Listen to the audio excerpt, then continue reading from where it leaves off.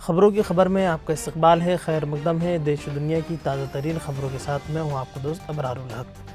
आगे बढ़ने से पहले एक नज़र सुर्खियों की तरफ। ट्रंप टैरिफ का असर, शेयर बाजार में गिरावट तेज, सेंसेक्स 80,000 के नीचे पहुंचा, निफ्टी भी 150 पॉइंट्स फिसला। बीजेपी को फ़ायदा पहुंचाने के लिए वोट चोरी किए गए, राहुल गांधी का इलेक्शन कमीशन पर सख्त हमला। नए नायब सदर के इंतखाबात का अमल शुरू होगा। इंतखाबात 9 सितंबर को 394 वोट होंगे दरकार। औरंगाबाद में कुरैश बिरादरी का खामोश मोर्चा।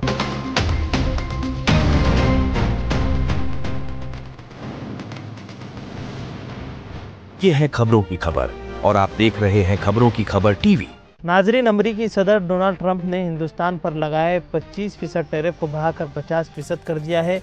इसका असर हिंदुस्तानी शेयर बाजार पर डायरेक्ट पड़ना शुरू हो चुका है।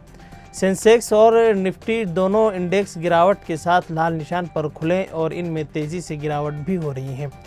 11 बजे के करीब BSE सेंसेक्स जहां 450 पॉइंट से ज़्यादा फिसल कर 80,000 के एदाद शुमार के नीचे आ गया, तो वही NSE निफ्टी भी 150 पॉइंट से ज़्यादा फिसल गया है। इस दौरान कई बड़ी कंपनियों के शेयर भी अचानक टूटते हुए नजर आ रहे हैं। कांग्रेस के सीनियर रहनुमा राहुल गांधी ने एक खुसूसी प्रेस कॉन्फ्रेंस में मुल्क के इंतखाबी निज़ाम पर संगीन सवालात उठाते हुए इलेक्शन कमीशन ऑफ इंडिया को सख्त तनकीद का निशाना बनाया। उन्होंने दावा किया कि बीजेपी को फ़ायदा पहुंचाने के लिए वोटरों की फहरिस्त में छेड़छाड़ की गई, जाली वोटरों के नाम जोड़े गए और इंतखाबी निज़ाम की शफाफियत को मजरूह किया गया। उनके मुताबिक जमहूरियत की बुनियाद एक शख्स एक वोट आज ख़तरे में है। राहुल गांधी ने कहा कि कांग्रेस और उसकी इत्तेहादी जमातों ने मशीन रेडेबल वोटर लिस्ट यानी कि डिजिटल फॉर्मेट में वोटर डेटा इलेक्शन कमीशन से मांगा ताकि उसका साइंसी और शुमारियाती तज्जिया किया जा सके, लेकिन इलेक्शन कमीशन ने उनकी ये दरख्वास्त साफ तौर पर मुस्तरद कर दी। उन्होंने सवाल उठाया है कि जब वोटर लिस्ट आवाम की मिल्कियत है तो उसे खुफिया क्यों रखा जा रहा है, हमें वोटर लिस्ट क्यों नहीं दी जा रही। उनका कहना था कि पार्टी के माहिरीन पर मुश्तमिल एक टीम ने महाराष्ट्र में वोटर लिस्टों का बारीकी से तज्जिया किया। उनके मुताबिक सिर्फ 5 महीनों में इतने नए वोटरों का इंदराज किया गया है जितना गुज़िश्ता 5 बरसों में भी नहीं हुआ था। उन्होंने कहा कि कुछ इलाकों में वोटरों की तादाद मकामी आबादी से भी ज़्यादा है। ये बात नाकाबिल यकीन है और उसमें संगीन धांधली की बू आती है। राहुल गांधी ने मजीद कहा है कि उनकी टीम ने कर्नाटक की एक लोकसभा सीट की रुझान देखे और फिर एक असम्बली हल्के महादेव पवार की वोटर लिस्ट से एक इंदराज को चेक किया। उन्होंने दावा किया कि हज़ारों अफराद के नाम या तो 2 बार शामिल किए गए हैं या उनके वालिदैन के नाम फर्जी दर्ज किए गए हैं। कई एड्रेसेस पर 0 लिखा हुआ था और कुछ घरों पर 40 से ज़ायद वोट दर्ज थे। उन्होंने प्रेस कॉन्फ्रेंस के दौरान एक लिस्ट भी दिखाई और कहा, हमने हर शख्स की तस्वीर से जांच की, आया वो कहीं और तो दोहरा नहीं रहा। 11,000 ऐसे मुश्तबे वोटर्स हैं जिन्होंने मुबैना तौर पर 3 बार वोट दिया। एक और चौंकाने वाला नुक्ता जो राहुल गांधी ने उठाया वो शाम 5:30 बजे के बाद वोटिंग पोल में अचानक इजाफे का था। उन्होंने कहा कि हमारे कारकुनान ने ज़मीन पर कहीं भी वोटरों की लंबी कतारें नहीं देखी, लेकिन सरकारी रिकॉर्ड में वोटिंग फ़ीसद अचानक बढ़ जाता है। ये कैसे मुमकिन है? इससे शुकूक पैदा होते हैं कि कहीं पोलिंग के बाद वोटों में रद्द-बदल तो नहीं हो रहा है।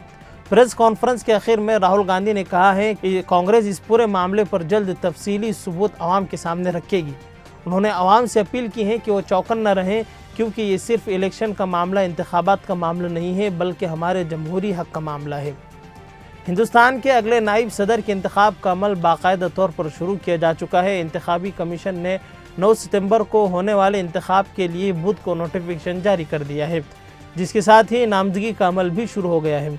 नोटिफिकेशन के मुताबिक उम्मीदवार 21 अगस्त तक की अपनी नामजदगी दाखिल कर सकते हैं। जमा कराए गए दस्तावेज़ात की जाँच 22 अगस्त को की जाएगी, जबकि नाम वापस लेने की आखिरी तारीख 25 अगस्त मुकर्रर की गई है। ये इलेक्शन उस वक्त नागुज़ीर हो गया है कि जब मौजूदा नायब सदर जगदीप धनखड़ ने अचानक सेहत की वजूहात का हवाला देते हुए 21 जुलाई को इस्तीफ़ा दे दिया। उनकी मुद्दतकार अगस्त 2027 में ख़त्म होनी थी, ताहम अब उनके इस्तीफ़े के बाद ये ओहदा खाली हो गया है। आइनी दफ़ात के मुताबिक अगर नायब सदर का ओहदा वस्त मुद्दती खाली हो जाए तो होने वाले इंतखाबात में कामयाब उम्मीदवार को 5 साल की मुकम्मल मुद्दत मिलती है।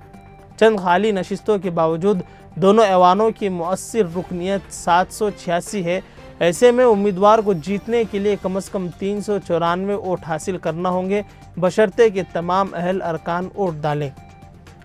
नाजरीन, कुरैश बिरादरी पर जारी मजालिम के खिलाफ जारी 1 माह से हड़ताल के बाद आज जमीयतुल कुरैश महाराष्ट्र औरंगाबाद इकाई की जानिब से ज़िला सदर ईसा कुरैशी और कलीम कुरैशी की क़ियादत में खामोश मोर्चे का इनेकाद किया गया। बाद नमाज ज़ोहर जामा मस्जिद के रूबरू आम खास मैदान में कुरैश बिरादरी के सैकड़ों अफराद जमा हुए और खामोशी के साथ डिवीज़नल कमिश्नरेट दहली गेट की जानिब निकल पड़े। तिरंगा और मुतालबात पर यानी के हाथों में बैनर लिए हुए कुरैशी बिरादरी के सैकड़ों अफराद दहली गेट की जानिब जाते हुए दिखाई दिए। इस मौके पर नुमाइंदा वफ्द ने महज़र पेश करते हुए उन पर जारी मजालिम के सद्देबाब और किसानों को नुकसान की भरपाई अदा करने का मुतालबा भी किया। इसी तरह नाम निहाद गौ रक्षकों के खिलाफ सख्त कार्रवाई का मुतालबा भी किया गया। इस मौके पर कुरैश बिरादरी के लीडरान के अलावा मकामी लीडरान भी शाना बशाना शरीक हुए। जमीयत ने ऐसे गिरोह के खिलाफ सख्त मुजरिमाना कार्रवाई का मुतालबा करते हुए पुलिस से आज़ादाना और मुनसिफाना इक़दाम की अपील की है और इस बंदिश के सबब देही मईशत शदीद मुतासिर हुए हैं। लाखों किसान, खसाब, ट्रांसपोर्टर और दिगर मजदूर तबके बेरोज़गार हो गए हैं, जबकि चमड़े, कोल्ड स्टोरेज और ट्रांसपोर्ट जैसे मुताल्लिक़ा शोबेजात भी दबाव में हैं। खैर नाज़रीन, अब तक के लिए बस इतना ही, फिर इंशाअल्लाह मुलाकात होगी।